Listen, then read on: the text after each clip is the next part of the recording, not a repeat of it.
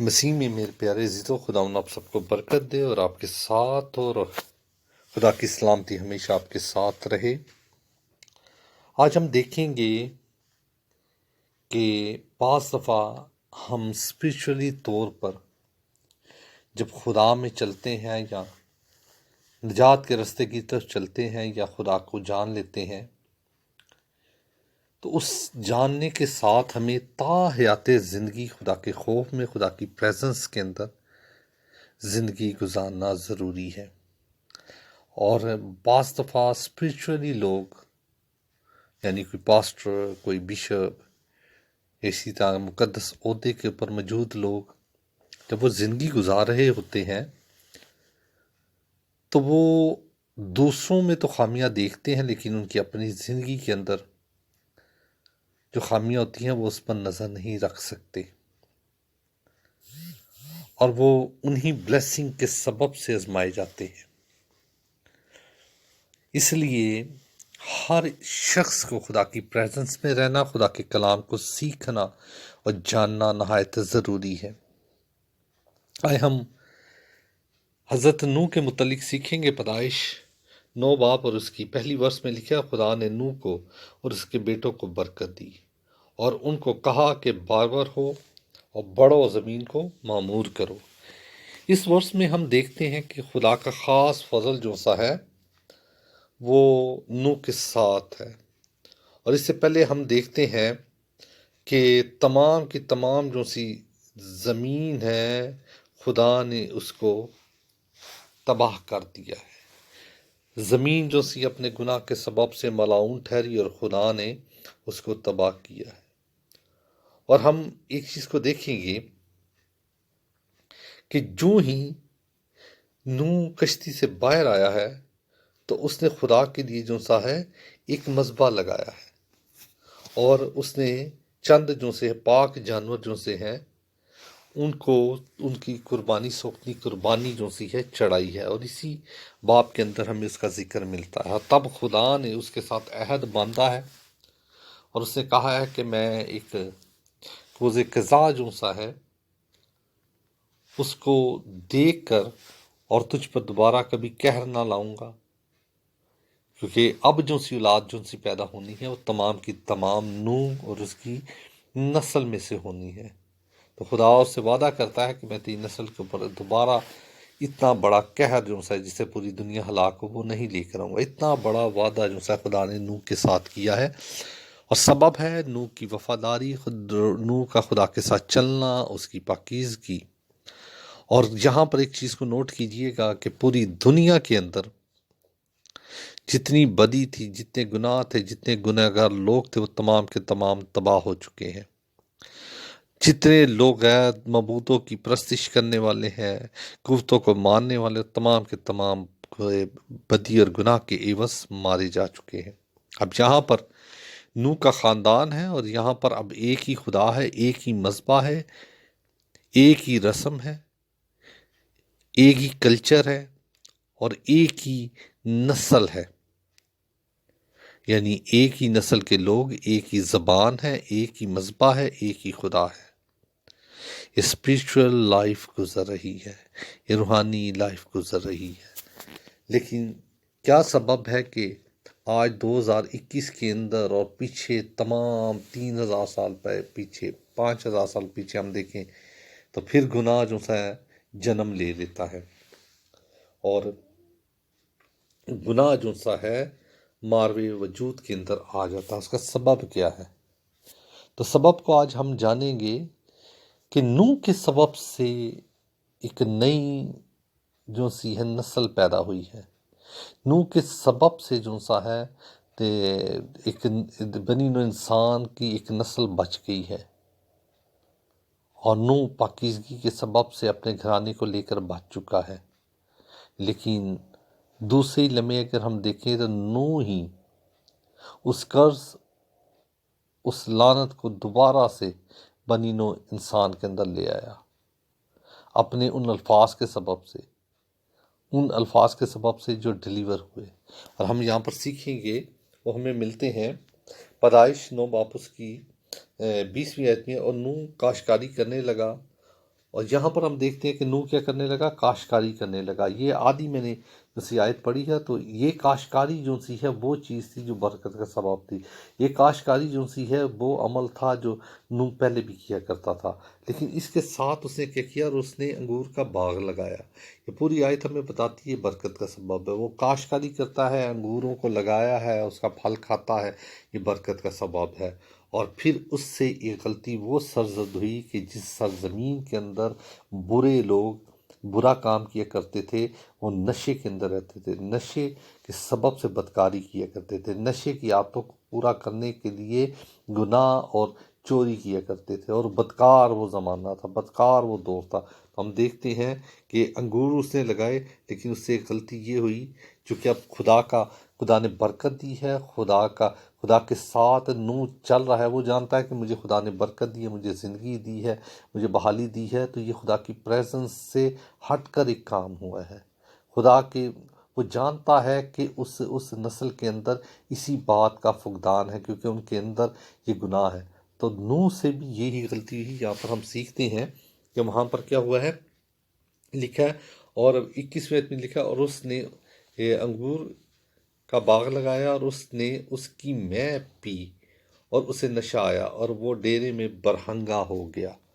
اب یہاں پر لکھا ہے اور وہ ڈیرے میں برہنگا ہو گیا، یعنی ننگا ہو گیا۔ اور اگر اسی پیدائش میں ہم دیکھیں تو آدم بھی جب خدا سے بلاتا ہے تو وہ کہتا ہے میں ننگا ہوں، یعنی آدم نے گناہ کیا تو وہ ننگا ہو گیا، برہنگا ہو گیا۔ دوسرے لمحے ہم دیکھتے ہیں کہ اگر یہاں پر دیکھیں تو پھر ہمیں پتہ لگتا ہے، پیدائش 19 باپ اس کی جو سی ہے 21ویں آیت، اس کے اندر نوح جو سا ہے برہنگا ہو گیا ہے۔ اب یہاں پر ہم دیکھتے ہیں کہ نوح برہنگا تو ہوا ہے، لیکن وہ آدم کی اس بات کو بھول گیا، خدا کے قانون کو بھول چکا ہے کہ برہنگا میں ہوا ہوں۔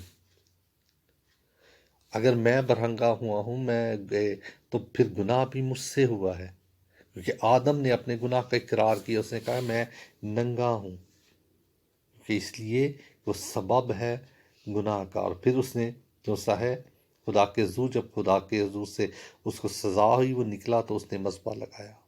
اور بائبل یہ بتاتی ہے اس کے گناہ کے عوض سے خدا نے پھر جو سا ہے ایک جانور کو ذبح کیا، ایک بڑے کو ذبح کیا گیا، اور اس کے چمڑے سے جو سا ان کے لباس بنایا گیا۔ تو یہاں پر ہم دیکھتے ہیں کہ نوح بھی برہنگا ہو گیا ہے، لیکن اس نے بجائے اس کے کہ خدا کے حضور مذبح لگاتا، خدا کے حضور قربانی چڑھاتا، خدا کے حضور معافی مانگتا کہ میں نے جو سا ہے میں خدا کی پریزنس سے دور ہوا ہوں، میں خدا کے مسا سے دور ہوا ہوں، اس سبب سے میں برہنگا ہوں، میں نے وہ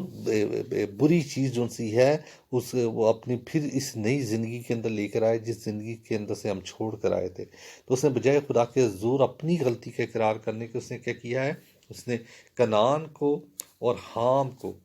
جو سا ہے، اور پھر ہم دیکھتے ہیں اور کنعان کے بیٹے حام نے، اور کنعان کے باپ حام نے اپنے باپ کو برہنگا دیکھا اور اپنے دونوں بھائیوں کو باہر آ کر خبر دی۔ اب یہاں پر ہم دیکھتے ہیں کہ جو سا حام ہے اس نے برہنگا دیکھا ہے، اس نے اپنے دونوں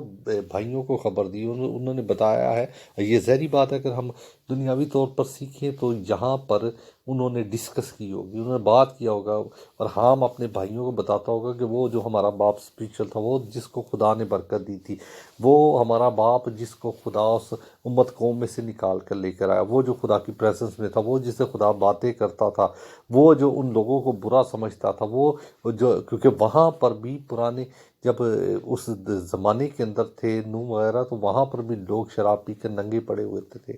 تو وہ یہی بات کر رہا اس نے بتائی ہوگی کہ اس لیے اس نے دوسرے بھائیوں سے ذکر کیا کہ ہمارا باپ برہنگا پڑا ہوا ہے۔ تو پھر جب ہم دیکھتے ہیں کہ